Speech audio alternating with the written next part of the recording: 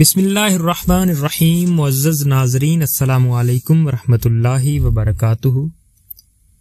سلطان محمد بیکڑا علماء کی مجلس میں بیٹھا تھا. علماء قرآن کی عظمت پر بات کر رہے تھے. ایک عالم نے ایسے میں کہا، قیامت کے دن سورج کے قریب آ جانے کی وجہ سے سب لوگ پریشان ہوں گے، لیکن جو شخص قرآن کا حافظ ہوگا، اس کے قریبی عزیز اس روز رحمت کے سائے میں ہوں گے. سورج کی حرارت اس پر اثر انداز نہ ہوگی. سلطان نے یہ سن کر ایک سرد آہ بھری اور کہا، افسوس، ہمارے بیٹوں میں سے کوئی یہ سعادت حاصل نہ کر سکا. میں قیامت کے دن سورج کی تپش سے بچ جاتا.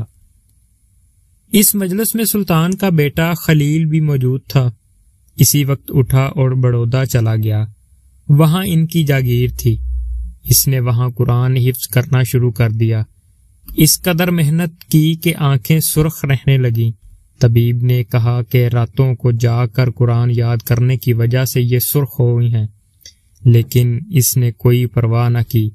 آخر 1 سال اور چند ماہ میں قرآن پورا حفظ کر لیا.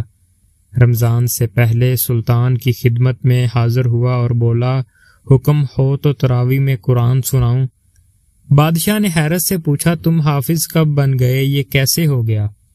شہزادہ خلیل نے سارا واقعہ سنا دیا. بادشاہ بیٹے سے لپٹ گیا. آنکھوں میں آنسو آ گئے. اللہ تعالیٰ کا شکر بجا لایا. خلیل نے تراویح میں پورا قرآن سنایا. بادشاہ اتنا خوش ہوا کہ اسے اپنے تخت پر بٹھا دیا. اللہ پاک آپ کو اور ہمیں نیک اعمال کرنے کی توفیق عطا فرمائے. وما علینا الا البلاغ المبین. شکریہ.